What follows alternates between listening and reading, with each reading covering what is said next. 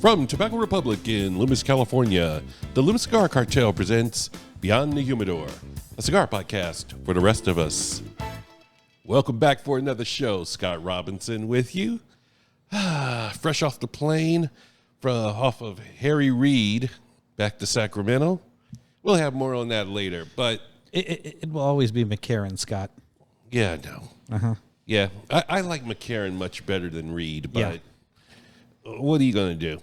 The Phil Donahue International Airport and Taxidermy welcomes you to Las Vegas, Nevada. Well, see, I always thought they should have just called it the Wayne Newton Airport.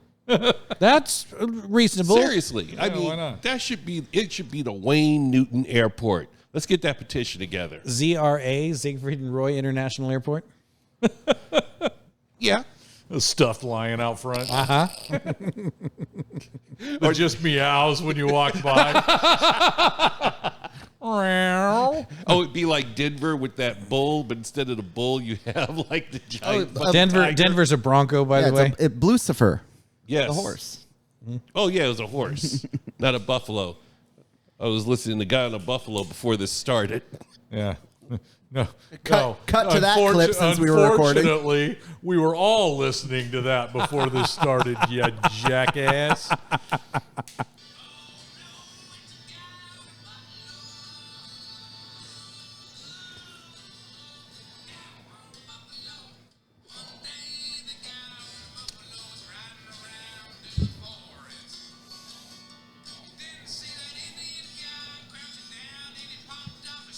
So anyway, There is nothing wrong with that song. Uh-huh. It's very humorous. It tells a story. tell something. Tells the story of a guy on a buffalo, riding a buffalo through the plains, through the forest. Schindler's List tells a story, too. We're not talking about that. Yeah, well. All right. So how the fuck are you, Larry? Oh, yeah, you know, better after this whole buffalo. Hey, the CEO of Gorilla Industries. Greg, don't interrupt the gorilla as he tells us how he is. I'm good. I wasn't here for the last one. Did I miss anything important? Wait. Oh no, I'm sorry. I didn't edit the last one, so I'm having an experience where I usually listen. I'm here for the recording, then I listen to the episode at least 2 or 3 times before it gets released while editing. So I feel like it's been so long since we've been here doing this. Oh, so that's why the editing was screwed. The editing was screwed, yes. Yes, He it was. did a perfectly acceptable job. For a middle-aged It was white man. one of the videos of all time. Well, that's what we tell the kids in the Special Olympics. You did a great job. Look, I forgot my helmet and red balloon. What do you want? Jesus fucking Christ. How you doing there, buddy? Yeah, I'm doing okay. And I got to say, that is the hard part. So for those of you that are going, what the fuck happened to the other video? Anthony over there had an issue where he couldn't edit the video, so I had to do it. And God bless the gorilla, because fuck, that shit's not easy. What's worse is not only did he have to edit it, I was on a camping trip, so I wasn't even consultable Nope. for questions. That's what we're doing as a circle around the commemorative camera gorilla stickers is God bless the gorilla. Yes. But doing very well. We did miss you on the last show. Your presence was missed. We did not mention it. We figured if you wanted to mention it, you would when you got back. But Let's just color it as family emergency. yeah, but doing okay, man. But all good, all good. All good. I got some news and the FDA got their proverbial dick slammed in the door. So we got some stuff to chat about tonight. Good times. Yeah, sounds like fun. So this past weekend, I went over to the Gen X Talks 4th anniversary celebration they have in Vegas. They rent out the bowling alley over at Red Rock and have a little celebration, appreciation of their listeners and staff, and it was a party. Now, it started on Friday. I didn't get there till Saturday morning, but apparently Friday night, the general had like 16 shots of alcohol lined up. Ooh. So The general wasn't faring real well when I saw him during the day on Saturday. It's like, we going to drink tonight? He's like, oh, no, I'm still recovering from last night. Now, of course, I take like an early morning flight, and I start drinking at 7 a.m. You didn't drink on the plane? You goddamn right I drank on the plane. Just checking. Yeah, I had like 3 screwdrivers on the plane. It's an hour flight. Yeah, and? He had 2 screwdrivers before they backed out from the gate. He probably had 2 screwdrivers sitting in the lounge waiting for the plane. Nah, I didn't want to be greedy, and I figured I'm getting free booze in first class. Why the hell am I going to pay for it? Ah, If the I could help bougie it. Delta again. You goddamn right. Here, Larry and I fly with the poor white trash on the Southwest airline. There's nothing stopping you from flying Delta. No, true. I fly Alaska first class, and I do thank you, Robinson. That is definitely a difference. Yes, it is. Jesus Christ. I sit in the 12. I sit in one of the 12 seats in the front and watch all the peasants go to the back. As one of those peasants going to the back, fuck you and the horse you rode in on. Well, I could say Paying for first class on an airplane is like having a peeing section in a fucking pool. Makes about as much sense. okay, so this is really going to piss you off. So I'm like, I'm not going to chuck out the money for first class. So I got Comfort Plus. So in between economy and first, you have Comfort Plus. A little more leg room. It's an hour. I'll live. They took one look at your big ass and said, hey, move this big fucker up to first class. Well, they didn't really do it like that. It's like when I checked in, about maybe 5 minutes later, I get an email saying, hey, Mr. Robinson, we upgraded you to first class. They did that both ways. And then the great part is when you sit in first class and you're a Sky Miles member, they come up to you and say, Mr. Robinson, would you like a pre-flight beverage? The upgrade was because he was black. No, I'll tell you why he got the upgrade. I don't know about coming back, but yeah, maybe for coming back too. So, guaranteed if you'd have flown Friday, but you're flying out of Sacramento, the start of a weekend, flying back to Sacramento at the end of the weekend, they thought he was a pimp. Good point. Stratosphere has been a long time since we've seen him. 4/5 of the people on that flight going out Saturday morning were working girls. Okay, keeping the pimp hand strong since 1969. There we go. Yeah, no? Gorilla, you all right over there, man? Oh, I'm so good. This is only the 178th time we've complained about the airline industry on this podcast. I'm not complaining. I was quite happy. We're releasing a bingo card next week. We really should do that. Don't think we can't. I know a guy who can print them. Me too. Don't look at me. I don't print that shit. We send out. We have bingo cards that. But here's the problem: you got to randomize every one. That's where you get into the time commitment of making them. Yeah, I don't have that much time. Oh, there's a program for that. I'm sure AI can We do send that. For we us. send out all these things, and on an episode of the podcast. How long would it take to make 13 separate bingo cards for the people that listen to That's true. That's true. And not to mention, We're getting a little ahead of ourselves. it's not here, to aren't mention we? that first prize is only 3 cents. So See, I was thinking big. It's like we create the Beyond the Humidor airline complaint bingo card, and next time we talk about the airlines, if someone gets bingo or blackout or make whatever we decide the rules are, they get round trip airfare to a destination of their choosing in the continental United States. And we have our big long text of Must only fly February 30th. Oh, and it's Spirit Airlines. Yeah. Ooh. But don't That's cruel and unusual. Don't joke. You realize there's gonna be half the people going to write in now and wonder where their bingo cards are. I think that's an idea, man. Not just one on the airline industry. We have like airline industry complaints, beaver break, racially offensive. Let's see. Scott's That's feminist. the free offensive. space.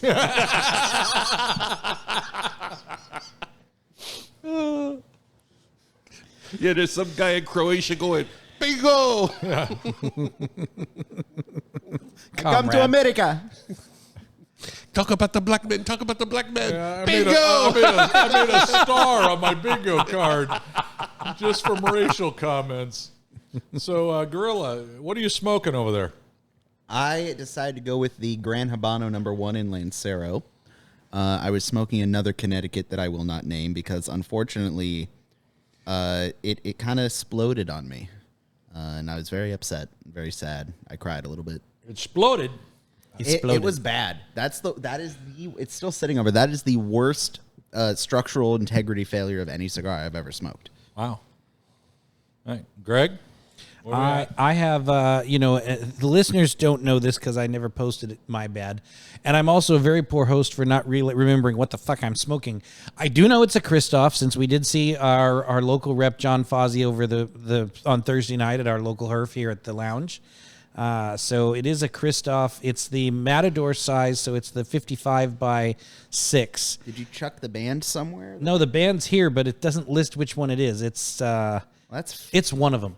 That seems counterproductive to the point of labeling the cigar. True. But, the big thing for me with Christoph is there's not one in the Christoph line that I don't like. Even the Maduros that they produce, they're all good cigars. They're built for flavor, not power. So it doesn't matter which one you pick. You're getting a winner either way. That was Greg's way of saying, by the way, John, your Maduros aren't shit. Jesus. Sorry, John. Wow. Yeah, even their Maduros. Like, what the fuck does that mean? It's because they're darker, isn't it? It is. It is. I'm going to get grief from John. Yeah. John's getting a call like 10 minutes after Glenn hears this. He goes, Dad, don't ever do that show again. Well, no, it was good to see Fozzie the other night, man. Hadn't seen him in a minute. We got to get him back on. Oh, shit. When did Fozzie show up? Did I miss Thursday that? night. Last Thursday.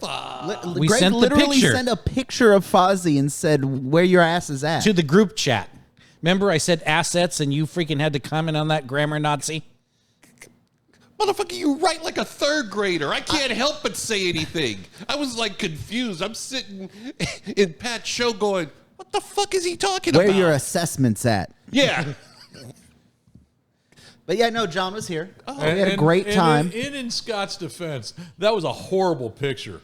Sorry. I didn't realize it was Fozzie at first. I'm like, who the fuck is that big-eared bastard with Greg? I thought it was the talking head from the Carson show. I'm like, I realized it was John. Hey, Are you hey, gonna- John, are you- I realized it was you. Once again, this is the Camera Gorilla. You can send cigars too. So Gorilla, since you got the picture, you need to put it up. oh, yeah, there you go. That's a good. Let's go ahead and shit all over John. We've already bagged on him. This is the company he works for. Yeah, let's go ahead and throw the picture up so people go, that doesn't look like that son of a bitch. I've seen him.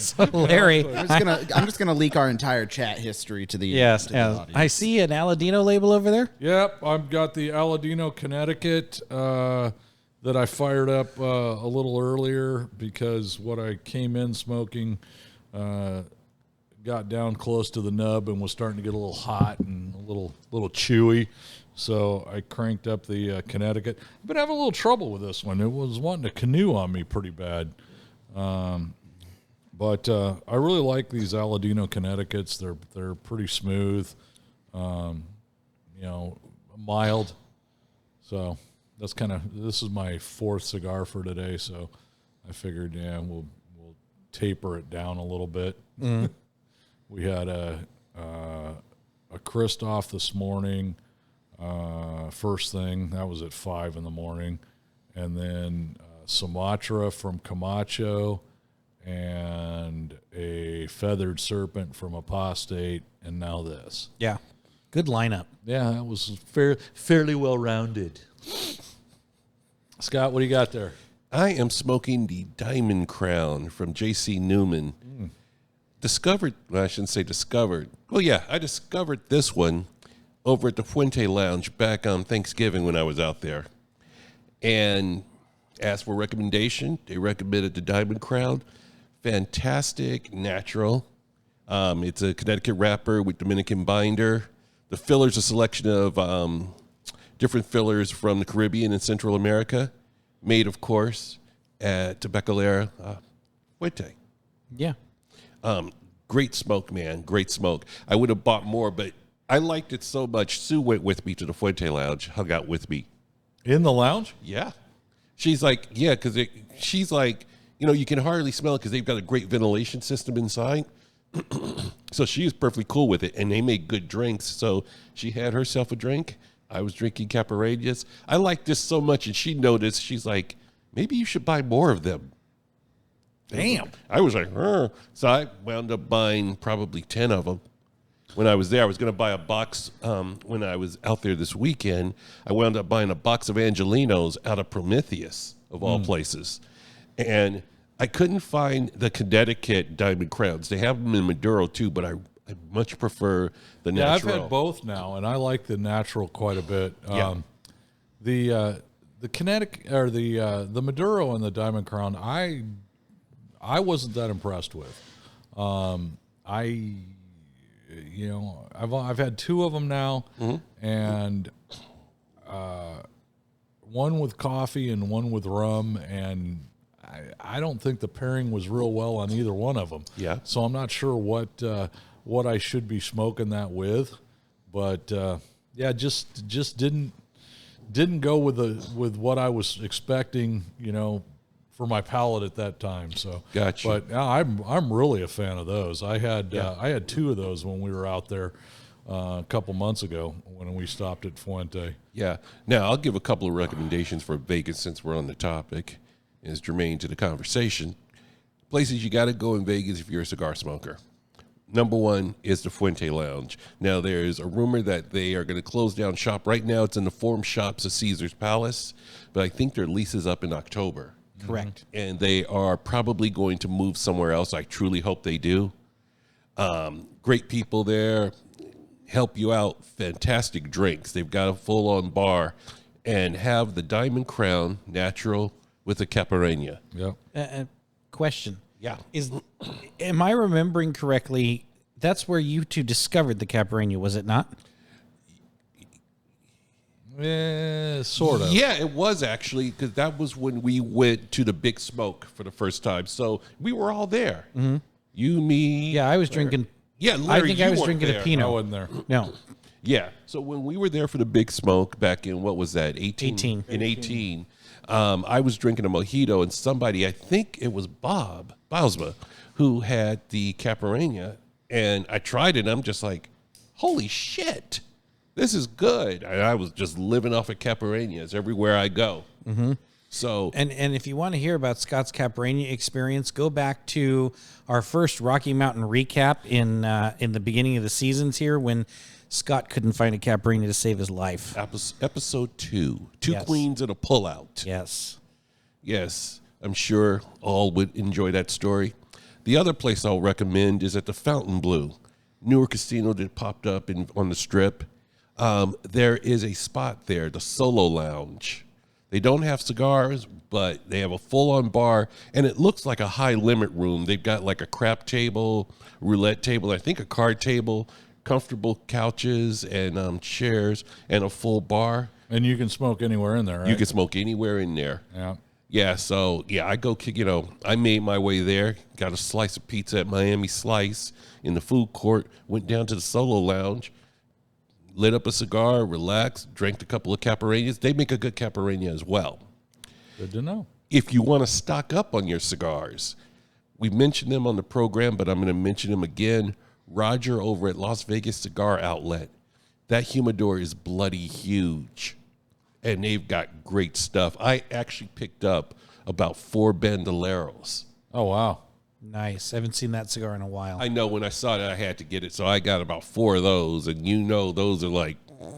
Mm-hmm. And then I got a few Byrons, and of course they have the Inner Circle and the Domaine Rouge from Cavalier. Mm-hmm. They've got the old reliable staples such as Rocky Patel. They've got virtually a full wall of Patron. So I picked up some Damasos.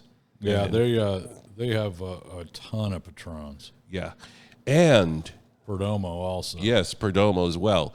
But the one thing you can't sleep on, they have a cabinet of, or I should say a shelf of house cigars. Mm-hmm. That is their house cigar, and those are fantastic. Unbanded, they just look real unassuming, but holy crap, everyone you get's going to be a winner.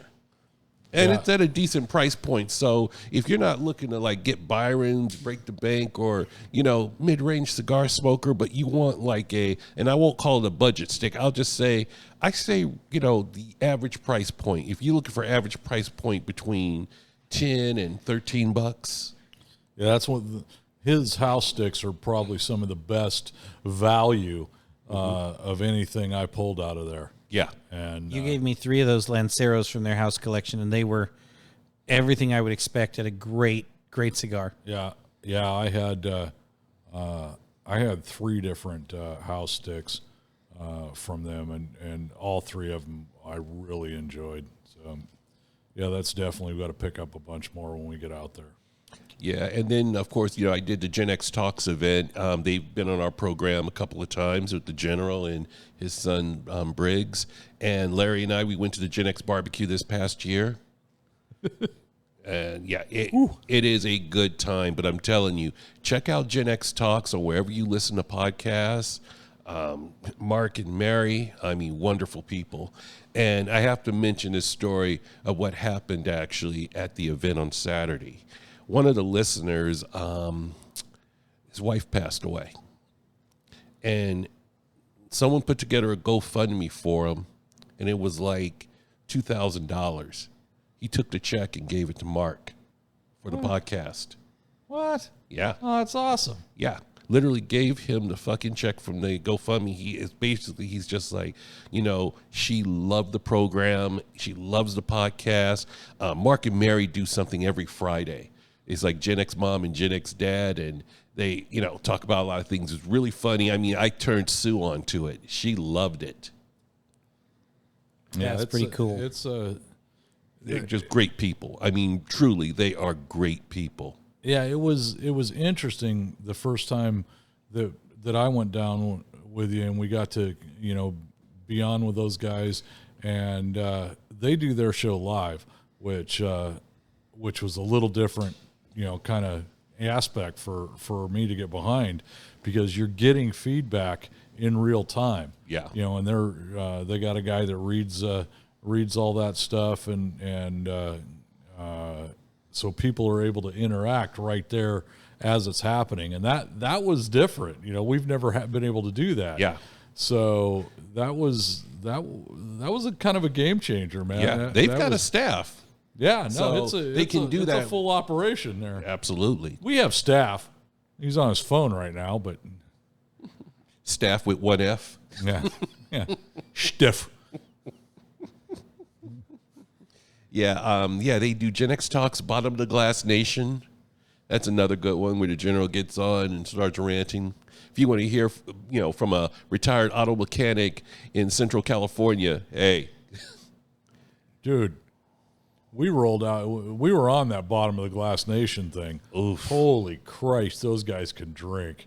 I mean, Yeah. here, let's warm up. Let's do a shot. And they hand me a water glass. I'm like, yeah, I'm thinking we're gonna wet the bottom of this. No, blah, blah, blah, blah, blah, blah, blah, blah, blah, blah. I'm like, whoa. It's like, General, we got that bottle for you. We killed bang, it. man, gone. I'm like, damn. There's a couple of bottles that got murdered during that show. Oof, there was no way I was driving home. I'm sober as a judge. Oh, no, you're not. Yeah, that was a rough ride. Yeah, I only blew, surprisingly, as much as I drank, I blew a .07. When I went back to the hotel, because I have a breathalyzer. If you want to know how much of a borderline alcoholic I am, I have my own breathalyzer. You can get them on Amazon. The gorilla's just rubbing his head. You can get them off Amazon for $35. And we got 2 of them. Yeah, see? You all right over there, gorilla? No. Channel the spirit of Harambe. He lives in you. Fuck Harambe. He's dead and he's not coming back. Whoa, Move on. You see the kid that fell into the Harambe enclosure was taken to the hospital like 2 or 3 months back for a gunshot wound? That's a walking farming accident. Someone got him. The pro Harambe people finally got him. Dude, imagine being that You kid. realize Scott's the leader of that group, right? Dude, imagine being that kid. You got to grow up as the kid who got Harambe shot. Gotta go on a fucking witness protection. Dude, that kid had to have been bullied mercilessly. God. He's probably a Boy Scout now. I certainly hope not. That'll make the job easy, Anthony. Anthony, You know where he is. Anthony, how was your event that you went to? How was the camping trip? The camping trip was good. We went to Mount Diablo, which is, for those not familiar with the geology of California, it's part of the coastal range around the bay. Nice segue, by the way, Greg. No, hold on a second, because I'm about to interrupt this. I'm trying to offer him a job, and you interrupt. That's rude. What? If he's a Boy Scout, you know where he is. Oh, don't stop it. Take care of it. What? Oh, now you're Hitman. I'm fucking confused. So am I. That's okay. Never mind. Moving on. Yeah, just go with it. Mount Diablo. Tell us more. Okay. No, the troop did a trip to Mount Diablo State Park. We went up Saturday morning, came back Sunday afternoon, just a short overnight trip.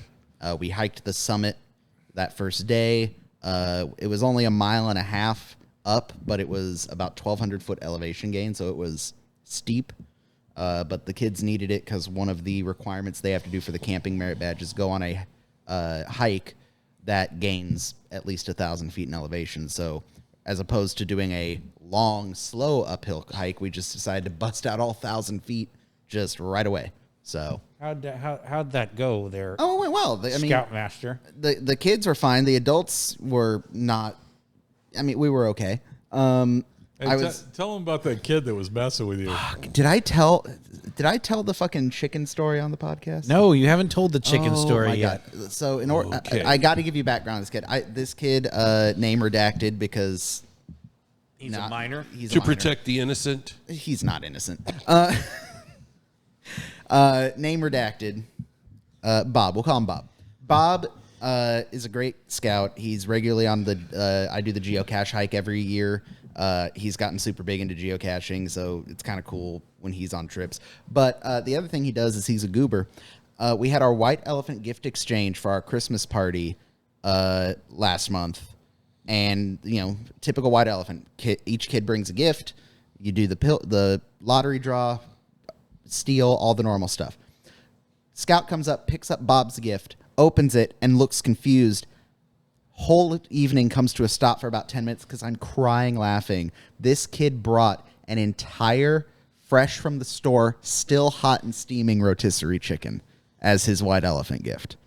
And I'm cry laughing. Like, why did you bring a rotisserie chicken? And his mom's laughing too. She's in on it. But he looks at me and goes, well, I had to bring the rotisserie chicken, Mr. Marlott, because my mom wouldn't let me put the live one in the box. And I'm like, no, absolutely not. 2 new rules. No perishable meats, no living animals. Scott now looks confused. Okay, I'm just going to say, that story was intriguing, but the one part I can't get over is that someone called you Mr. Marlott. Oh, yeah, I'm Mr. Marlott. Yeah, I know. It's taken me a lot to get to. The last scout who regularly calls me Anthony aged out and got his eagle about 3-4 months ago. How do you feel about that, Mr. Marlott? He's Mr. Marlott. That's okay. When scouts come in, because we'll occasionally do signs for Eagle Project, he's Mr. Marlott. No. You're missing a golden opportunity. Grandpa Marlott. No. You want to get punched in the mouth, don't you? So yeah, this new kid brought a hot rotisserie chicken as his white elephant gift. Fast forward to the Mount Diablo trip. As we're coming up the switchbacks up the mountain, the kids are way ahead of us. I trust the kids are fine. They can summit on their own. They know trail etiquette. They're not going to do anything stupid in the 5 minute it takes the adults to catch up. While we're coming up, a CalStar medical helicopter circles the mountain and starts to land in the gravel pad by the little science observatory up there. And it's like someone fell, someone was climbing on the rocks and had a heart attack, something. So we get up there.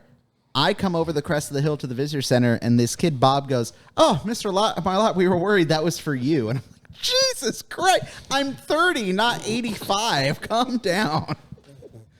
This is the same kid who called me middle-aged 2 meetings ago. Oh, my. I'd have punched him in the throat. It was all in good fun. Punched him in the throat would have been a good fun, too. Crack! How'd that feel, jackass? It's all good. But no, the Diablo trip was cool. The next morning we packed up and let the kids hang out. There's a bunch of cool old like sandstone rock formations, so they were checking those out. The weather was immaculate at the summit. We could see all the way across the Central Valley, all the way out across the bay. Yeah, it was pretty cool. So Very nice. Very nice. What's the next trip? If we get snow, it'll be up into the mountains to China Bar for some snow camping. Good luck. Best case scenario, it'll be 2 or 3 inches of snow on the ground. Worst case scenario, there will be no snow, but we still want it to be cold weather because that's how you learn. That's the only way you learn to camp in the cold weather is to camp in the cold weather. Yeah. That's how you find out. It's like, well, everything above my waist was warm, but I can't feel my toes. We need to invest in better boots and socks. Like that's how you learn. So it's either going to be China Lake in the snow, or we're going to go over the crest to Washoe Lake, high desert, where it'll still be cold, but the bonus there is we can use the 3-day weekend and hit up the Nevada State Railroad Museum on the Monday heading out. Meanwhile, Scott, Larry, and I decide, oh, it's cold. Let's go in our trailers and turn the heater on. The first scout trip I ever went on was snow camping, and Mr. Norton, I am going to use his name because you're an adult and fuck you for this. I love Mr. Norton so much, but It shows. Before we were still looking at troops and on the fence which troop we were going to go to, and he said, "How about this? Sign up. We'll come on this snow camping trip up to Cisco Grove, and if you like it, just keep coming to the meetings. If not, you can check out the other troops." So I show up to the parking lot in barely the barest of camping gear we owned, in jeans and I don't even know what sweat. Just a normal like red cotton sweatshirt for a snow camping trip. Because his dad's from San Diego. And Mr. Norton looked at me and went, "This will be fine." And it was a great fucking trip. It was a full moon that weekend with no clouds, so it was immaculate staying up till the midnight. snow must have been amazing. It was one of the most beautiful trips I have ever been on. I have never been snow camping again. So when did you recover from the pneumonia? And the frostbite? About 3 days after I recovered from the broken coccyx from landing on my ass doing 40 on a sled downhill before we got in the truck to leave the next day. So Yeah, that sounds like you. Yeah. I got home. I was still soaking wet and freezing, and I vaguely recall one of my parents saying, "So are you going to the meeting on Tuesday?" I went, "Yeah." So, I know a guy. I'm going to commission a sticker. Fucker lives in Florida now, by the way. And it's gonna be, what would Harambe do? God help us. Unfortunately, I know the guy who will be designing that sticker, and he's dead that week. Damn, man. The gorilla's got an opinion. Your kids are giving you death threats? I got 1 foot on a banana peel. Motherfucker, he doesn't know how to design shit. It's talking about me. Yeah, my ability to design shit is tell one of them, "Hey, design this for me. Here's a crayon sketch on a cocktail napkin. I want it to look like this." And it's a rectangle with a circle on it that says logo. Yeah. Not far from the truth. Hey, it's worked for 16 years. Amen. So, Gregory, tell us about cigar news. Well, we've done the Stevie Wonder visits Gen X in Vegas, so moving on. Yes, that's literally what I put in the show notes. We have show notes? Visix? Yeah. See, I'm still trying to figure it out. What the fuck are you talking about? I feel the like microphone. We need to get you a speech coach. I feel like Greg is an audiobook set to 1.25 speed. He just needs to that like 2% speed decrease. Yeah, he sounds funny on 78. Yeah. Praise the Lord and pass the chicken. Detroit Metropolitan Airport has a new cigar lounge opening in 2026. The Wayne County Airport Authority has announced they are putting a cigar lounge in the Detroit airport because they say cigar lounges significantly contribute to the local economy no matter where they are. PCA has said with the opening of the new cigar lounge, the WCAA, that's the Wayne County Airport Authority, blah, blah, blah, is setting an example for other U.S.-based airports to follow. More travelers seek high-end experiences while traveling, and offering premium cigar lounges is an opportunity to elevate the airport experience. Yes. How do we feel about this? Okay, what about the... No, hold on. You said something about chicken, which reminded me of something over at Red Rock. That was my best example of doing the Baptist minister thing. Okay, that's all I got. Man, we are Greg, you can edit this episode too. That's all yours. Fucking hell. I saw it wasn't a restaurant. It's kind of like casual dining, takeout in the Red Rock Casino. Donuts and chicken. Federal donuts and chicken. Is that like chicken and waffles kind of thing? No, donuts and chicken. I was just confused. I couldn't even go over there. It's like I'm thinking, bringing cops and black people together? What the fuck is this? I was going to say, man, LA's been doing that for 60 years. Federal donuts and chicken. See, if it was done right, it would be a freestanding building, and it'd be one drive-through on one side and one for the drive-through on the other side. So then this study that they did in regards to the airport cigar lounge, the National Academy of Science, Engineering, and Medicine and Popular Assessment of Tobacco Health show evidence that you and I, the three of us, are not this. Cigar smoking behavior is different from cigarettes. Most premium cigar smokers enjoy occasionally, with many reporting usage of fewer than 2 cigars per month. Listen, all you motherfuckers that fall into that category, get with the program. Well, if we all stopped lying when we went to our yearly physical, said we didn't smoke, they'd probably have better data. That's true. Minimal health risks to cigar smokers. Proper ventilation and lounge placement significantly reduces any potential exposure to secondhand smoke, ensuring that non-smoking travelers are not affected by us. Has anyone ever been in an airport and gone, you know what I need after getting patted down by TSA and my plane boarding in 20 minutes? A cigar. All three of us have said that. Every time I'm in an airport. Yep.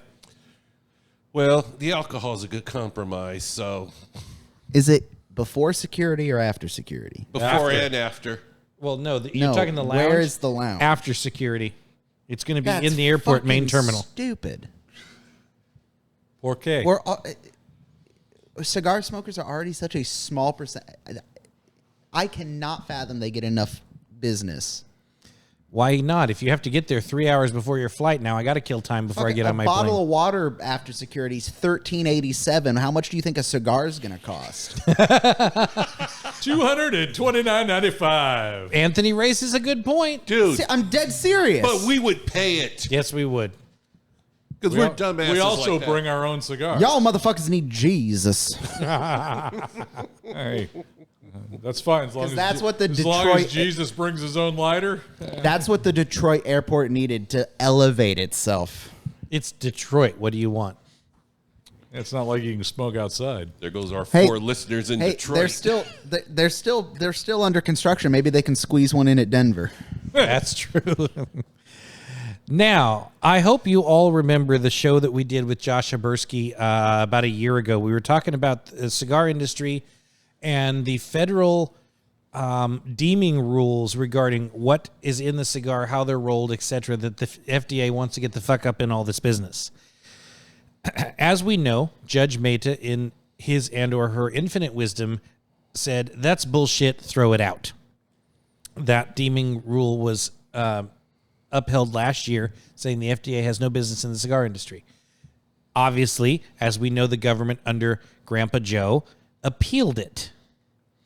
The appellate court decision reads, in the U.S. Court of Appeals for the District of Columbia Circuit case, Cigars Association of America et al. Versus the United States FDA, upholds the vacating of the deeming rule for premium cigars, upholding the decision by Judge Mehta. The Premium Cigar Association was one of the 3 parties challenging the case. It is a unanimous ruling. All the judges agreed, stay the fuck out of our business. The Premium Cigar Association was quoted as saying, this is another affirmation of FDA missteps regarding the regulation of premium cigars and the necessities of the lawsuit, said Josh Habersky, our dear friend, executive director of the PCA.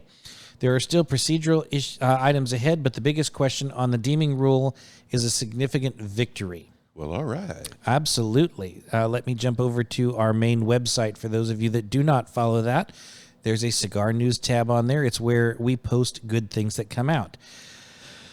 Furthermore, nicotine limiting rules for TPMP rules have been moved to long-term actions. That basically means that the FDA is not going to worry about the nicotine level rules. They're putting it aside and setting it over.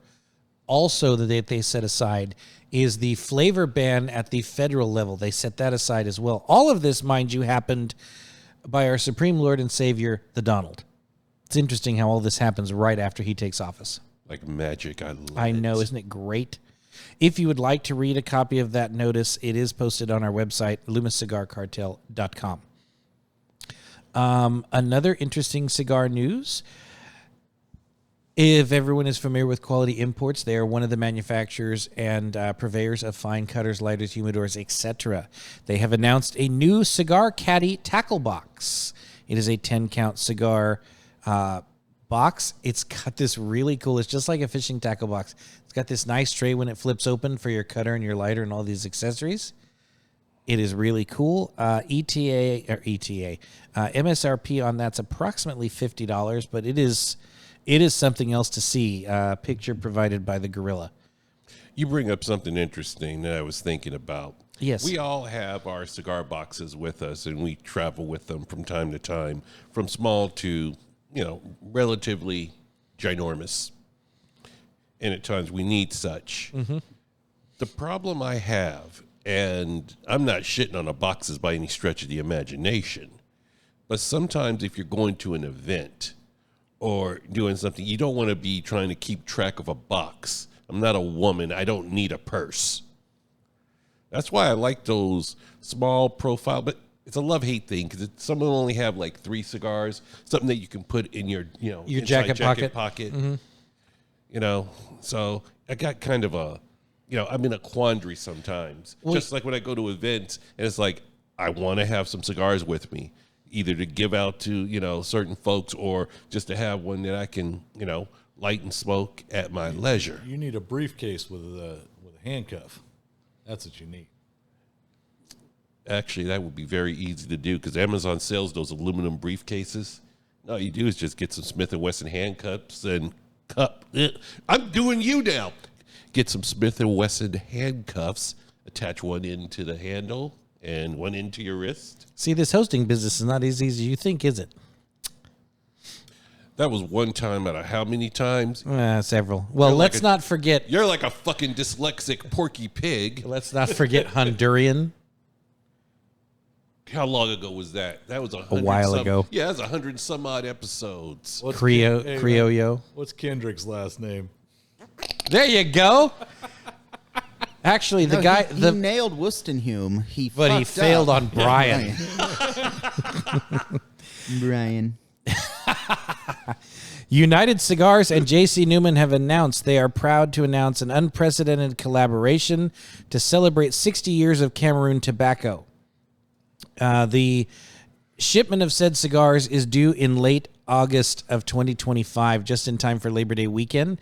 They are the J.C. Newman Firecracker, featuring the El Baton brand, and pay tribute to the rich history and distinctive flavor of Cameroon tobacco.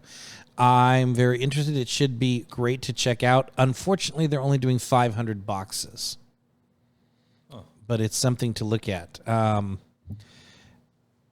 That's Detroit. We talked about that. West Tampa Circle of Life. I think we touched on a previous episode, last one, when we talked about West Tampa. So that's really all I have for cigar news. We're still in our dead time. Yes, sir. Don't we have a email? It wasn't really a reply to the show. It was more a reply to us. So okay. I don't know if I need to read that one on the show. But is it good, bad, indifferent? Oh, no, it's good. It's an invitation up to Grass Valley to smoke cigars and drink beer. Oh, well, you can read it. You need to forward that to I'll do that. Yes. I'll do that after the show. That way we can dial that in. Larry and I talked about, Larry and I were on Gorilla, were talking about on the last show. Someone had mentioned that we like every cigar that we review, and we covered that on the last show. I got a further comment that I wanted to say, and I was asked why we don't do a top 10 list of cigars, cigar lounges, all that stuff. Everybody else does it. So I don't really see the need to do it. And the other problem is I'm not, and this is speaking for me personally, I don't know how you two feel about this, but I am not a methodical person in terms of keeping track of what cigars I've smoked over the years and ranking them. So that's why I don't do one for the show and why we don't normally do I'll one. be just real blunt. Top 10 rankings are horse shit. Not to slam anybody, but they're truly horse shit. It's like, ooh, we're going to come with the top 10 cigars. This is Casey Kasem. I'm not doing fucking American Top 40. It's like, I'll tell you about a cigar. I like it, why I like it. And I'm not going to get on here and shit on somebody's cigar because what I don't like, someone else is going to like. But I'll tell you why it's not in my wheelhouse. You know, if it's something that's, you know, tasty, delightful, creamy, whatever, I'm going to tell you that too. But if you're looking for like somebody to sit here and slam someone's hard work, I'm not going to do it. We're not those guys. No, fuck that. And as far as lounges, listen to the podcast. You'll see where we go. Yeah. And if we ended up someplace that we didn't really care for, we're probably not going to talk about it. Because I'm not going to fudge with anybody's money. Maybe it was a bad day. I mean, I could tell you a story about a couple of bad cigar lounges I've been into, but I'm not going to name them by name. The market's going to determine that. I mean, perfect example of one that I won't name, and I think I've mentioned it on the show before. I went in there and bought a cigar. They had like a setup, and I couldn't sit down and smoke because they was like, oh, no, that's private or whatever. It was like their own personal clubhouse. And it wasn't just me because other people had mentioned going into a certain lounge. It closed down within 2 years. Yep. You know, you're talking about someone coming in there saying, basically having money in my head saying, I'm here to buy cigars, take my money. Right. And be treated shabbily like that. You know, I'm just not going to do it. And, you know, I think it's not right. The greatest compliment I think we've been paid recently, and I heard it, you two weren't there, but someone told me that they can see that the reason we do this show is because we actually enjoy cigars. It's a passion of all of ours. And I appreciate the fact that they notice that because it isn't about ranking or things like that. It's about the enjoyment of the cigar and hopefully getting some of you all that listen to this to enjoy them better or to start enjoying them. And we want to represent the industry. We want to be, dare I say, ambassadors of the industry.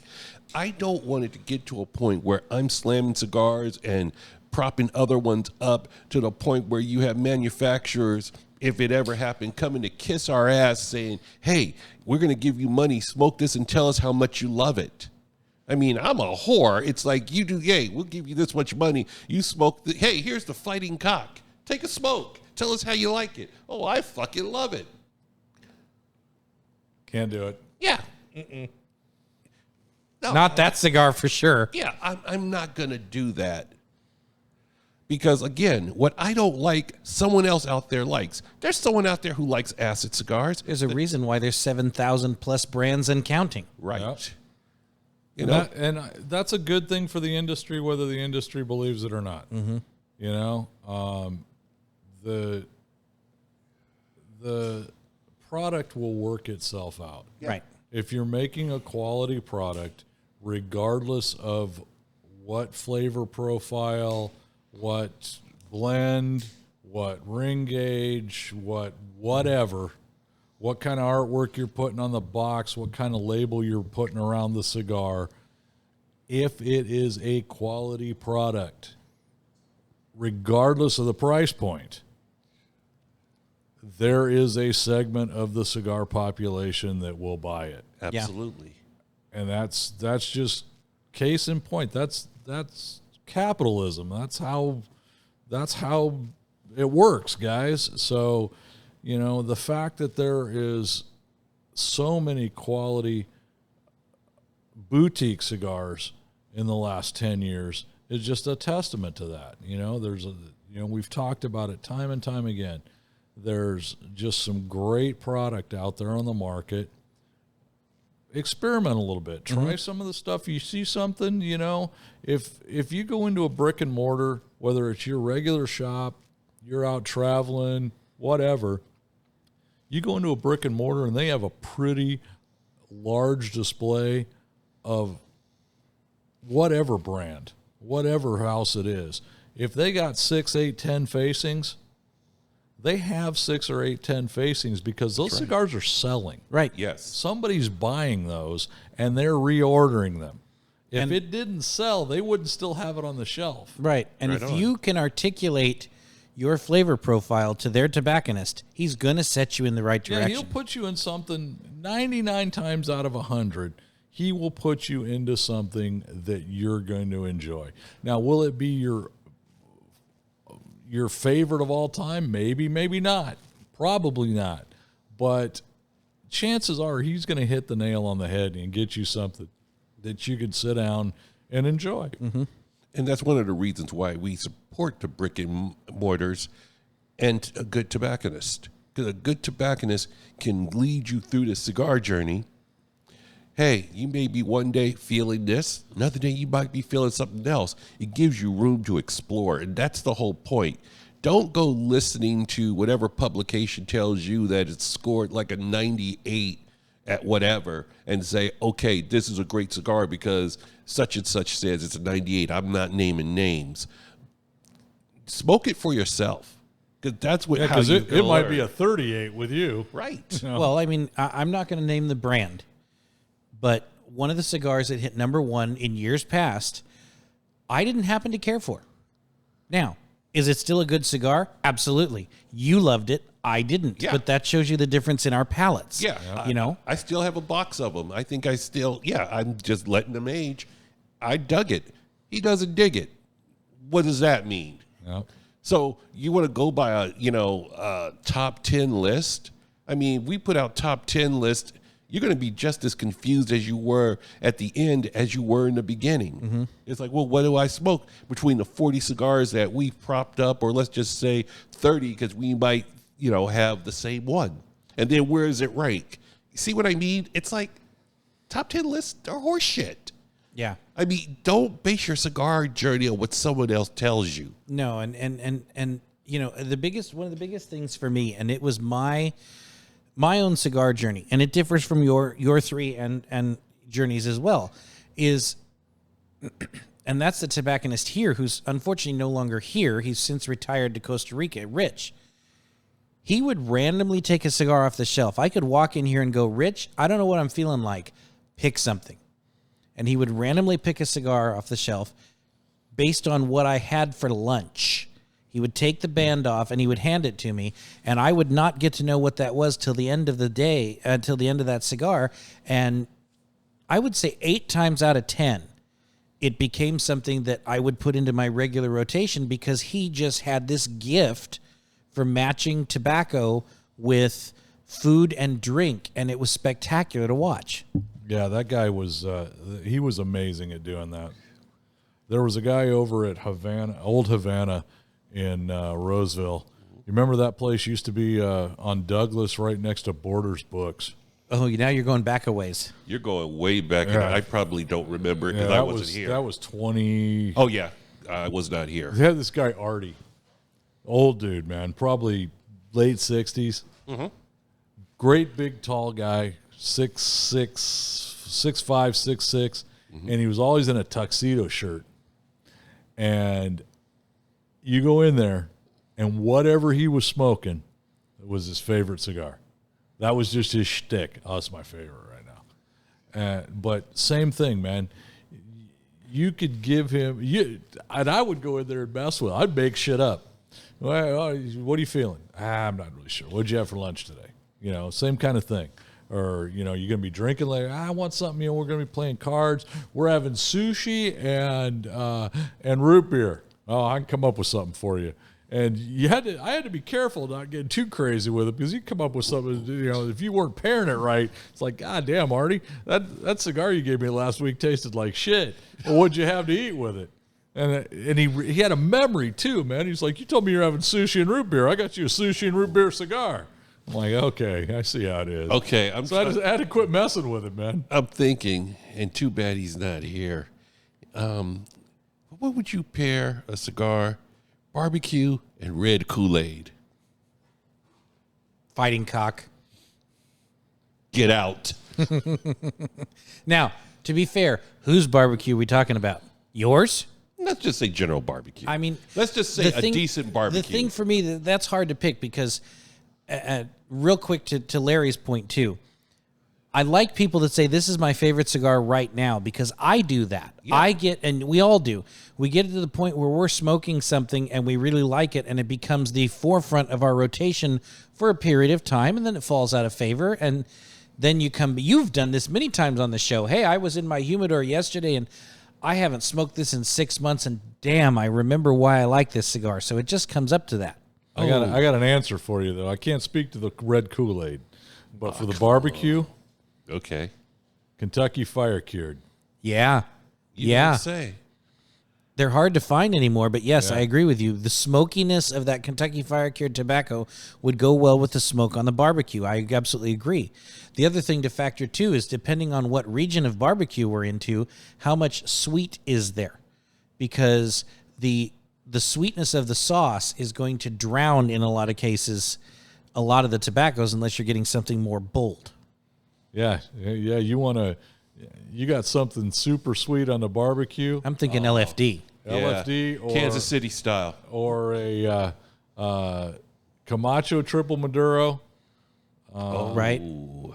Christoph. What about the Stulocks? Guardrail would be good with that. Or the Paul Stulocks?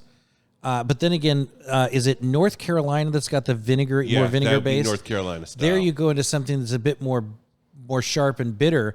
I'd go probably more creamy note of a cigar, something that offsets that bitter. So like that Lancero, Connecticut that Anthony's got over there. You know what would go good with that too would be the a Candela. Yeah. More particularly, not that we're pressing this, but the best Candela I've ever smoked, that Feathered Serpent, would be ideal. Yeah.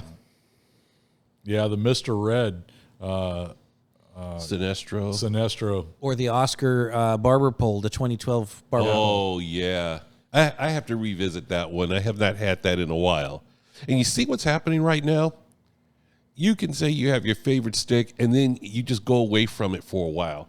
I could name like 5 or 6 sticks that I have loved, but I haven't had in the past 6 months. Not because I don't like it, but because I run into something else or I fall in love with a new favorite. I find, the Initiator. I go through a stage of like a couple of months. It's like I pop in here, grab an Initiator from Apostate. Other times it's like, let me go get an 88 from Illusion. And then my new falling in love is that, especially one that is carried here at Tobacco Republic, is that Asylum 13 line they've got over there. Oh, yes. And then that new one, if you haven't tried the Insanity and the other one that's in the paired box over there, the dark and the light, they're all fabulous cigars. I don't think I've had the Insanity yet. But you know what I did get in my travels? Serenity and Insanity, Larry? Possibly. I'll have to look, to be honest with you. I was going to tell you. You know what I picked up from Las Vegas Cigar Outlet? Highclere Castle. Oh, very nice. Victorian or natural? Natural. Natural, yes. Yeah, I got about 3 or 4 of those. Mm-hmm. I mean, I just went to town. It's like, ooh, when they ran that up, I was just like, ooh, I think I got like about 43 cigars. Yep. Mm-hmm. And yeah, we're talking like, Byron, Bandolera, Inner Circle, Domaine Rouge, Placencia, and a bunch of Padron. That reminds me, somewhere from my haul out of there, I've got the latest Don Doroteo floating around in the humidor. Damn it, that's what I forgot. I should have asked because I wanted to see if they had the Alcalde. And well, you also haven't had the Salt of the Earth. So there was the first one, then the Salt of the Earth, now the Alcalde. So you're 2 behind. Damn it. Oh, well, I'm going back in June, so I have to make sure I'll have to send you some money. I'll make a visit over there, and I got to remember to get some of the Don Doroteo stuff because we've had him on the show, and yeah, he makes. I think Cat moved to Florida. Yeah. All right. But yeah, I mean and that's a prime example of this whole coming back to the top 10 is. I'd be hard pressed to set a top 10 because there are so many good ones. Your top 10 is going to change based on what time of the year it is. Shit, that'll change from yesterday. Yeah, but I mean, I tend to smoke more darker cigars in cold weather, I think, than I do in hot weather. Depending on what you're drinking with it. So if you're doing something outside in the afternoon where you have something that's a sweeter drink, you're doing cocktails that are sweeter. What are you pairing with that? Are you drinking, bourbon or rum in an evening in a colder weather? Are you drinking a coffee drink? I did not just fucking do that. Yeah, well, that's why we have cameras. You want me to get that for you, Hot Pockets? Did not go into my pocket, did not go onto the furniture. It just fell on the floor. There we go. But yeah, I mean, if your whole list of favorites isn't changing almost constantly, you're not doing this right. You're just doing it your way, but I think you're missing out. Yeah, you're missing out. You're not trying enough different cigars because you're going to find new favorites. That's just how this works. Right. I mean, look at the Gorilla is a great example for that because he hasn't been smoking very long, compared to the three of us. And I'd say over the last year, his rotation has increased tenfold. Would that be a safe assumption, Gorilla? Mm-hmm. Yeah. It's hard to gauge because, again, I think I've said this before on the podcast. 80 to 90% of my cigar smoking is here, like on the show, like right now. This will be one of maybe 2 or 3 I smoke this week, just because I don't smoke as much as you guys. But I would agree that my breadth of cigars that I feel comfortable going to has increased immensely. Okay. As opposed to when I started, it was almost always to that corner behind you guys to something Rocky Patel. And of the something Rocky Patel, it was 1 or 2 choices that I would typically go for. Now I'm fairly comfortable grabbing from Apostate, from Christoph, from Rocky, from Oscar, from Gran Habano, from LFD. I'd say about a third to a half of the Humidor in there, company-wise, not all the facings necessarily, but I feel comfortable going up to that company's stuff and either picking something I've tried before or going, well, I've smoked these 3, I'll try that one I haven't. Yep. So, right on. And for me, that's the best part of this is I'll try it,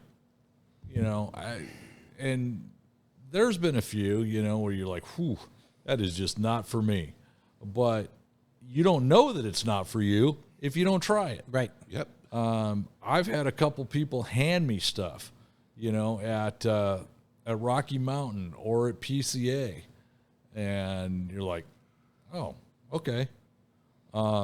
We had 2 great examples when we were at PCA.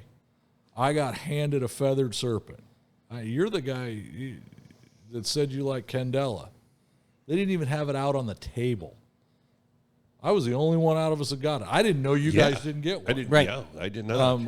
And it was fantastic. Mm-hmm. And then Fozzie gave us the Figurados. Oh, yes. The Figurados came out that year.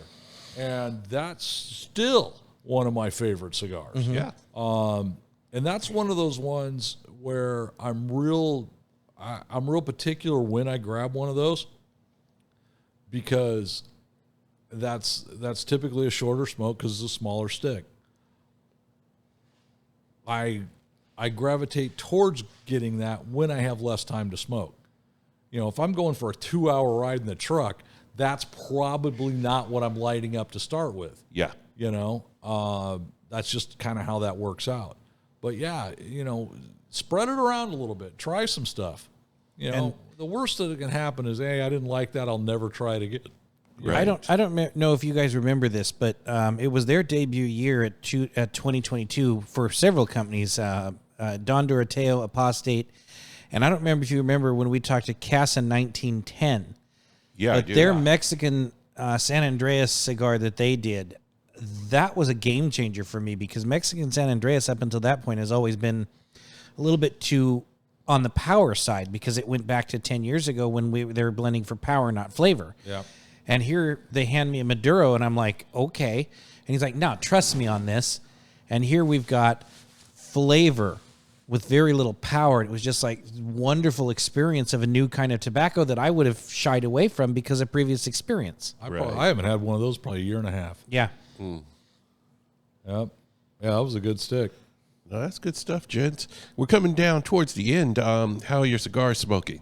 I'm done with that Aladino. Always a good stick. Aladino's a good product. Yeah, I love Aladinos. That's one of the ones that if you haven't had anything from Aladino, I don't care where your palate is, light, medium, full, heavy.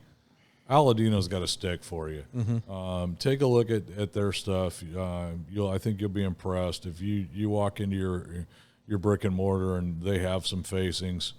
Yeah, you'll find something in their line. No that you'll doubt. like. No doubt. How about you, Greg? Christoph falls into the same category as Aladino. You cannot find something you don't like in the Christoph line. They have from Connecticut to a dark Maduro.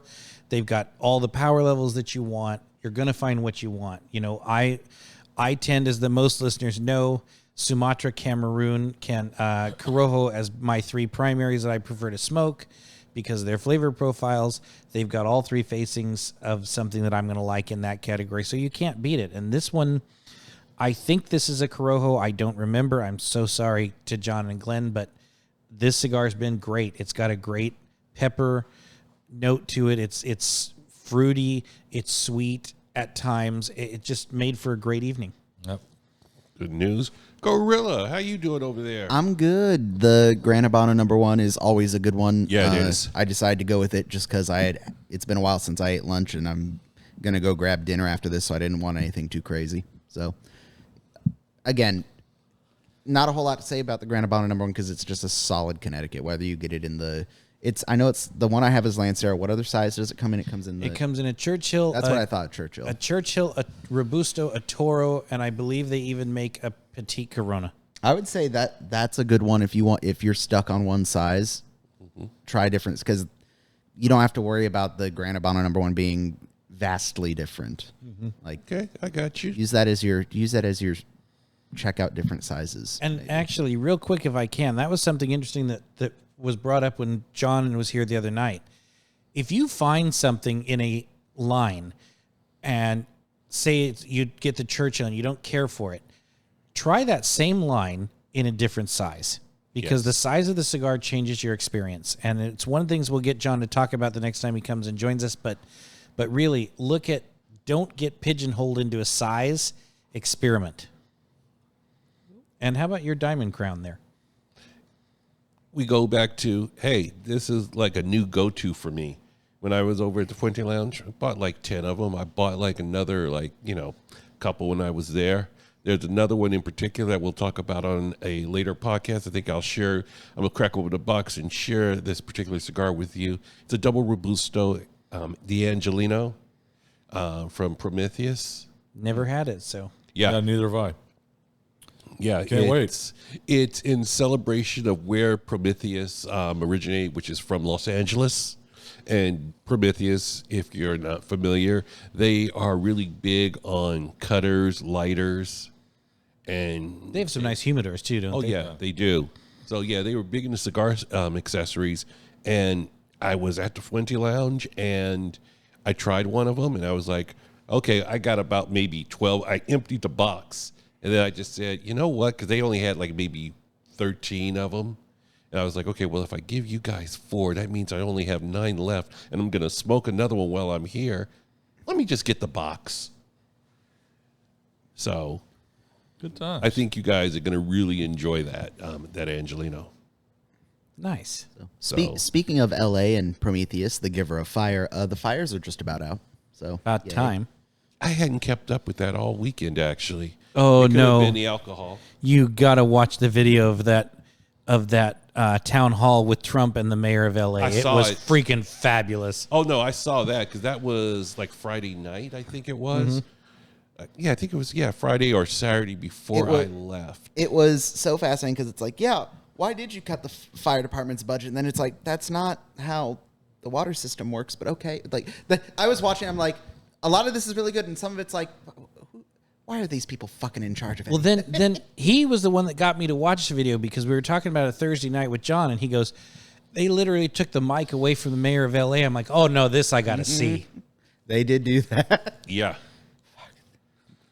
Once again, gorillas of the opinion, they're all kind of stupid. Well, it just goes, the Idaho contingent that I hang out with, they give me grief for living in this state. I'm beginning to understand why. God help us all. And did you guys see that California is trying to introduce a referendum to secede from the union? What are we, Texas now? That's going to go as well as the state of Jefferson. It ain't going to happen. Yeah. I'm not real worried. That's just something to distract you, to like get people going, rah, rah, rah. It's like, oh, whatever. It ain't going to happen. Just relax. Get your torch and pitchforks. Yeah, that. All right, so shall we wind this thing up? Hey, Gorilla, take me home. I didn't drink this episode, probably because I've been drinking since Saturday at 7 a.m., and I stopped like last night. So I'm kind of I'm giving my kidney and my liver a break. Oh, God, the alcohol stocks just dropped. That doesn't mean I'm not going to start back up tomorrow. But anyway. Back up it goes.